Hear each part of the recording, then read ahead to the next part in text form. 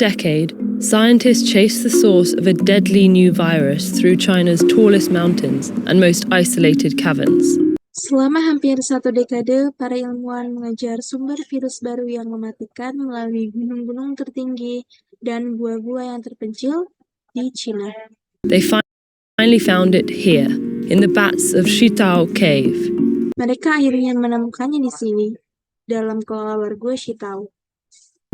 The virus in question was a coronavirus that caused an epidemic of severe acute respiratory syndrome, or SARS, in 2003.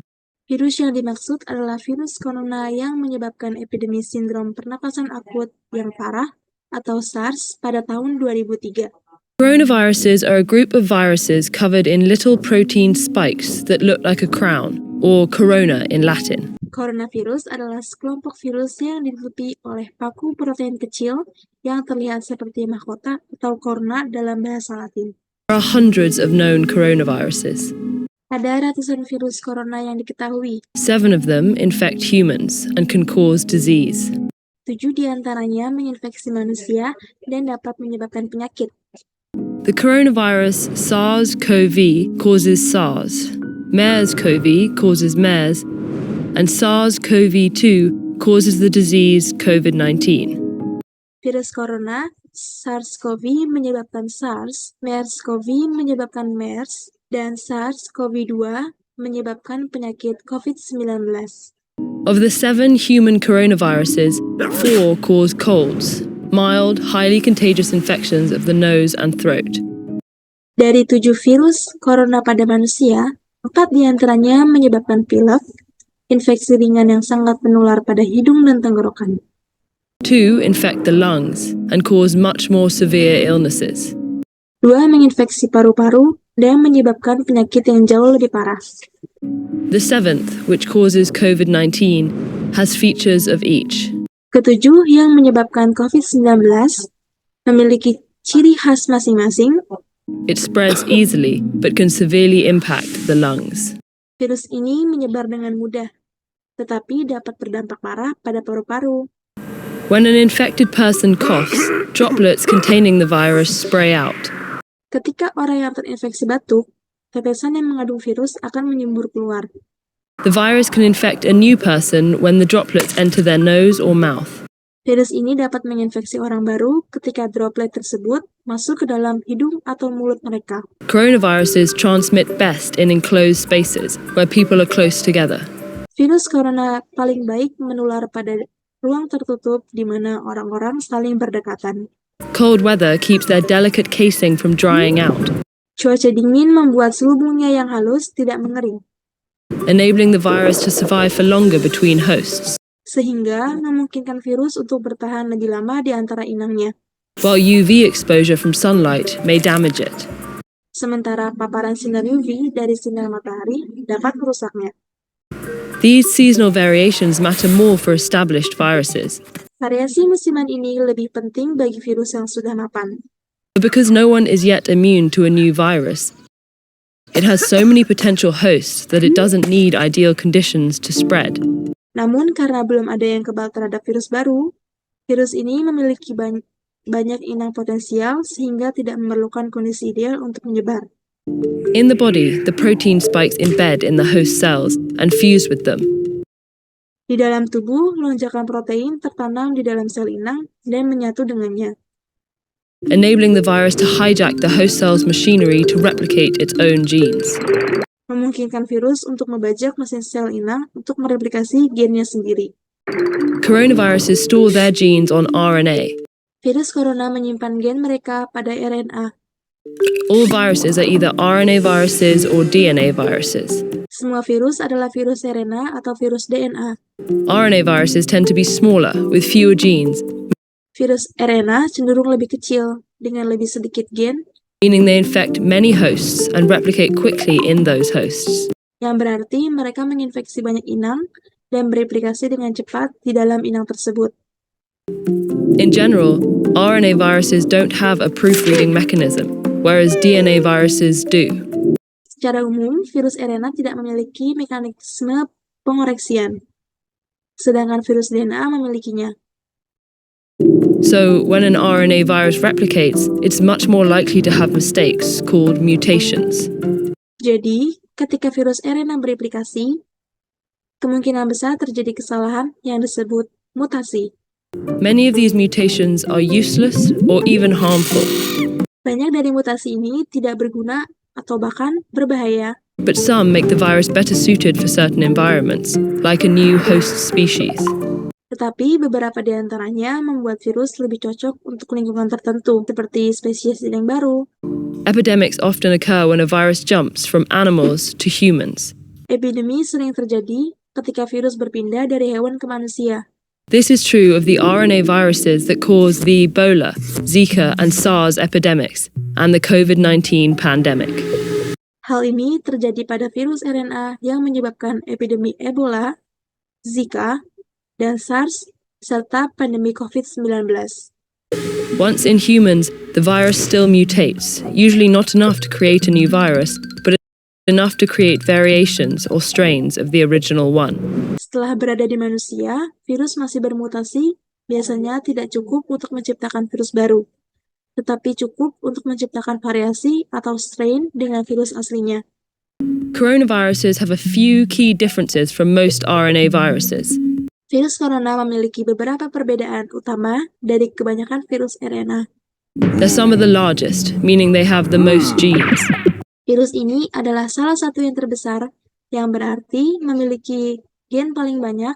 That creates more opportunity for harmful mutations. Hal ini menciptakan lebih banyak kesempatan untuk mutasi yang berbahaya. To counteract this risk, coronaviruses have a unique feature. Untuk mengatasi risiko ini, virus corona memiliki fitur yang unik. Enzyme that checks for replication errors and corrects mistakes. Enzim yang memeriksa kesalahan replikasi dan memperbaiki kesalahan. This makes coronaviruses much more stable, with a slower mutation rate than other RNA viruses. Hal ini membuat virus corona jauh lebih stabil, dengan tingkat mutasi yang lebih lambat daripada virus RNA yang lainnya. While this may sound formidable, the slow mutation rate is actually a promising sign when it comes to disarming them. Meskipun hal ini mungkin terdengar menakutkan, laju mutasi yang lambat sebenarnya merupakan tanda yang menjanjikan dalam hal melucuti virus ini. After an infection, our immune systems can recognize germs and destroy them more quickly if they infect us again. Setelah infeksi, sistem kekebalan tubuh kita dapat mengenali kuman dan menghancurkannya lebih cepat. Jika kuman tersebut menginfeksi kita lagi, So they don't make us sick. sehingga tidak membuat kita sakit. But mutations can make a virus less recognizable to our immune systems and therefore more difficult to fight off. Namun, mutasi dapat membuat virus menjadi kurang dikenali oleh sistem kekebalan tubuh kita. Dan karena itu, lebih sulit untuk dilawan. They can also make antiviral drugs and vaccines less effective Mereka juga dapat membuat obat antivirus dan vaksin menjadi kurang efektif, because they're tailored very specifically to a virus. karena mereka dirancang secara khusus untuk suatu virus. That's why we need a new flu vaccine every year. Itulah kenapa kita membutuhkan vaksin flu setiap tahunnya. The influenza virus mutates so quickly that new strains pop up constantly. Virus influenza bermutasi dengan cepat sehingga jenis baru terus bermunculan. The slower mutation rate of coronaviruses means our immune systems, drugs, and vaccines might be able to recognize them for longer after infection, and therefore protect us better.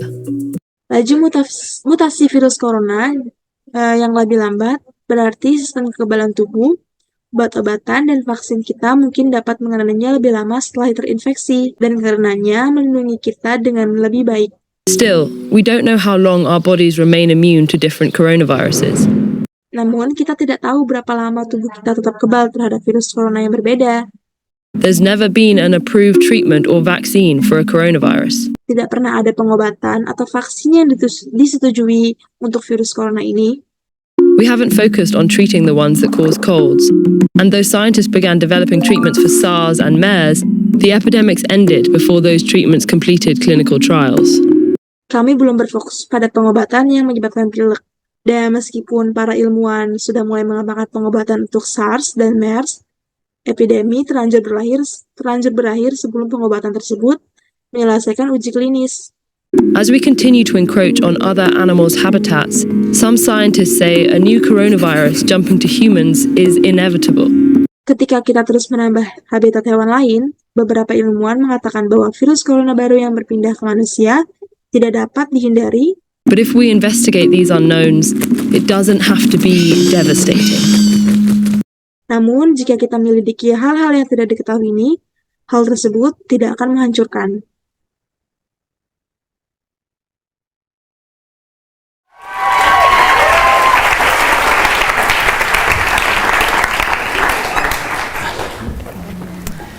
How many of you can speak more than one language? Berapa banyak dari Anda yang dapat berbicara lebih dari satu bahasa? Now keep your hands up if you can speak more than 2. And how about 3? Alright, very impressive. Sekarang angkat tangan Anda jika Anda bisa berbicara lebih dari 2 bahasa. Dan bagaimana dengan 3? Sangat mengesankan. But did you know that you actually could have easily learned 25 languages? Tapi tahukah Anda bahwa Anda sebenarnya bisa dengan mudah mempelajari 25 bahasa? It's true. This is a natural human phenomenon that any normal child born anywhere in the world is capable of learning any language that he or she is exposed to. Memang benar. Ini adalah fenomena alamiah manusia bahwa setiap anak normal yang lahir dimanapun di dunia ini mampu mempelajari bahasa apapun yang ia kenal. And did you know that the languages that your child is exposed to before the age of 7, which is also known as the critical age period, are the only languages that he or she will be exposed to later in life? Dan tahukah Anda bahwa bahasa yang anak Anda pelajari sebelum usia 7 tahun, yang juga dikenal dengan periode usia kritis, adalah satu-satunya bahasa yang akan ia pelajari di kemudian hari. Leonard Bloomfield said, "The acquisition of a language is doubtless the greatest intellectual feat that any one of us is ever required to perform." Leonard Bloomfield mengatakan bahwa penguasaan bahasa tidak diragukan lagi merupakan prestasi intelektual terbesar yang harus dilakukan oleh setiap orang. So I asked myself and some others in the overseas student program here, why do we learn languages? Jadi saya bertanya pada diri sendiri dan beberapa orang lain dalam program mahasiswa luar negeri di sini. Mengapa kita belajar bahasa? At first, we all learn language because we have to. Awalnya kita semua belajar bahasa karena kita harus melakukannya. As humans, we're designed to learn language just like we're designed to walk. There's simply no preventing it. Sebagai manusia, kita dirancang untuk belajar bahasa seperti halnya kita dirancang untuk berjalan. Tidak ada yang bisa mencegahnya. But then there's some of us who actually do it for fun. Namun ada beberapa dari kita yang melakukannya untuk bersenang-senang. We go through the struggle, we put in the effort, feeling wrong all the time. Kita berjuang, berusaha keras, merasa salah setiap saat. But we love it because the rewards are so great. Tetapi kita menyukainya karena imbalannya begitu besar. It's awesome to speak another language, to carry it with you everywhere you go. Berbicara bahasa lain membawanya kemanapun Anda pergi. To travel and communicate with people in their native language makes conversations so much more personal, and you actually get to enjoy more out of life because it gives you the opportunity to understand more music and movies and games from around the world. Berpergian dan berkomunikasi dengan orang lain dalam bahasa asli mereka yang akan membuat percakapan menjadi lebih personal. Dan Anda akan lebih menikmati hidup karena bisa memahami lebih banyak musik, film, dan permainan dari seluruh dunia. So I want to ask you another question. Jadi saya ingin mengajukan pertanyaan lain. And I want you all to think about this. If we started taking advantage of the amazing ability that children have to learn languages, Dan saya ingin Anda semua memikirkan hal ini. Jika kita mulai memanfaatkan kemampuan luar biasa yang dimiliki anak-anak untuk belajar bahasa and the plethora of free language learning tools we have on our devices today, dan banyaknya alat pembelajaran bahasa gratis yang kita miliki di gawe kita saat ini, could we, by reducing language barriers, reduce other barriers in society? dapatkah kita mengurangi hambatan bahasa, mengurangi hambatan lain dalam masyarakat? Which begs me to ask another question. What exactly are language barriers, and what do they do? Hal ini mendorong saya untuk mengajukan pertanyaan lain. Apa sebenarnya hambatan bahasa itu dan apa fungsinya? I know what some of you are thinking. You're at the dinner table, and you're between your mother, who's Russian, and your beautiful American girlfriend. Saya tahu apa yang sebagian dari Anda pikirkan. Anda berada di meja makan dan Anda berada di antara ibu Anda yang merupakan orang Rusia dan pacar Anda yang cantik yang berasal dari Amerika. And you're having a moment of realization that you've just hired yourself out as a translator. Dan Anda baru saja menyadari bahwa Anda baru saja mempekerjakan diri Anda sendiri sebagai seorang penerjemah. So you have to spend the whole evening hearing everything 3 times. Jadi, Anda harus menghabiskan sepanjang malam untuk mendengarkan semuanya selama 3 kali. And even though you thought that you could speak English and Russian perfectly, Dan meskipun Anda berpikir bahwa Anda dapat berbicara bahasa Inggris dan juga Rusia dengan sempurna, you're starting to feel confused and frustrated, and you're desperate for a couple minutes of alone time just to think in whatever language you choose to think in. Anda merasa bingung dan frustasi, dan Anda putus asa untuk memiliki waktu sendirian selama beberapa menit untuk berpikir dalam bahasa apapun yang Anda pilih. But there's a lot more to language barriers that I want you to know. Namun, ada banyak hal lain tentang hambatan bahasa yang ingin Anda ketahui.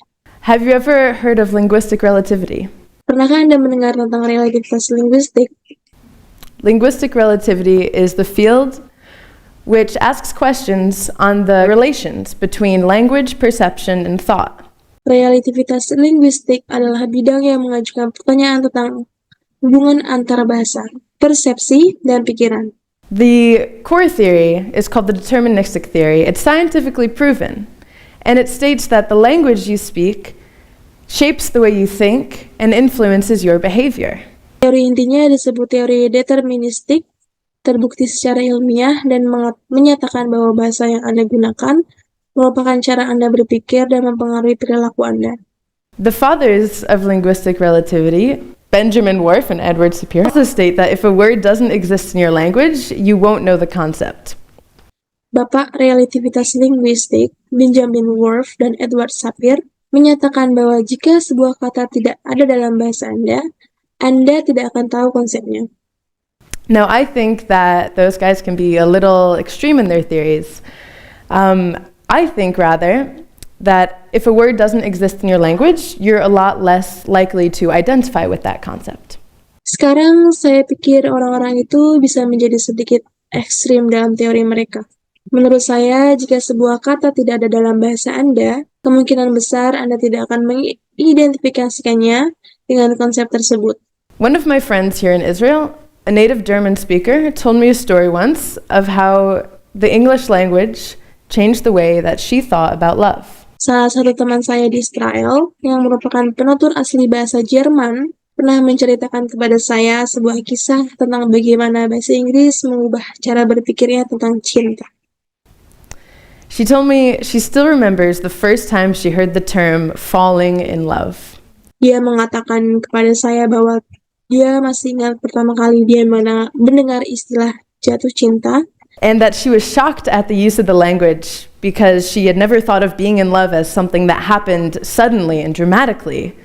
Dan bahwa dia terkejut dengan penggunaan bahasa tersebut karena dia tidak pernah berpikir bahwa jatuh cinta adalah sesuatu yang terjadi secara tiba-tiba dan dramatis. And she pictured someone actually falling. Dan dia membayangkan seorang yang benar-benar jatuh.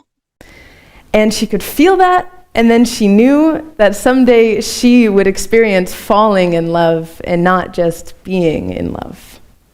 Dan dia merasakannya. Dan kemudian dia tahu bahwa suatu hari nanti dia akan mengalami jatuh. Dan cinta bukan hanya menjadi cinta.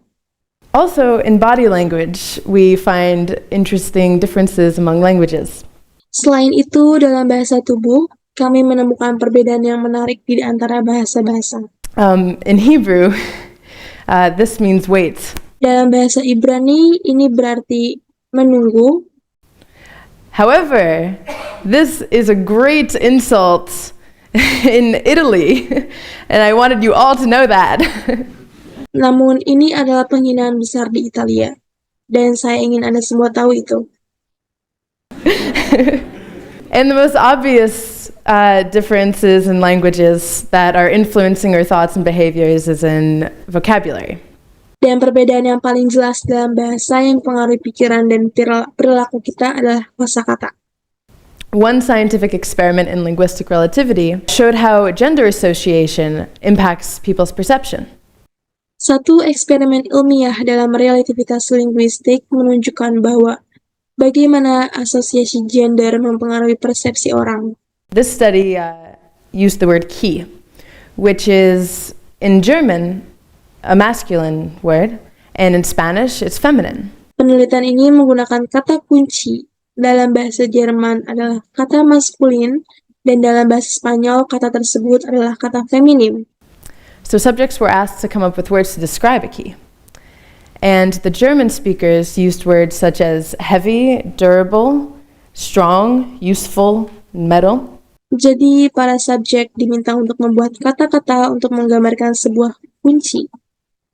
Penutur bahasa Jerman menggunakan kata-kata seperti berat, tahan lama, kuat, berguna, dan logam. But the Spanish speakers chose words such as golden, lovely, little, delicate, and shiny to describe the same word, key. Tetapi penutur bahasa Spanyol memilih kata-kata seperti emas, cantik, kecil, halus, dan berkilau untuk mendeskripsikan kata yang sama, yaitu kunci. Another interesting difference we find among languages is in the perception of correctness. Perbedaan menarik lainnya yang kami temukan di antara bahasa-bahasa adalah dalam hal persepsi kebenaran. I read in a study by John Myhill at University of Haifa that correctness in present-day English and most European languages is based on prestige. Saya membaca dalam penelitian oleh John Myhill di Universitas Haifa bahwa ketepatan dalam bahasa Inggris saat ini dan sebagian besar bahasa Eropa didasarkan pada gengsi. So the development of these languages has actually followed the trends of its most elite speakers. Jadi perkembangan bahasa-bahasa ini sebenarnya mengikuti tren penuturnya yang paling elit. But other languages perceive correctness in a much different way. Namun bahasa-bahasa lain memandang kebenaran dengan cara yang jauh lebih berbeda. Languages such as Arabic and Hebrew and Icelandic are based on textual references. Bahasa-bahasa seperti Arab, Ibrani, dan Islandia didasarkan pada referensi tekstual. So, if a word appears in a text, in Arabic, which is based on the Quran, and Hebrew is based on the Torah and Mishnah, Jadi jika sebuah kata muncul dalam sebuah teks, dalam bahasa Arab yang didasarkan pada Al-Quran, dan bahasa Ibrani yang didasarkan pada Taurat Mishnah, if a word or grammar appears in these texts, it's correct, and if it doesn't, it's not correct. For these languages, there's no connection between correction and prestige.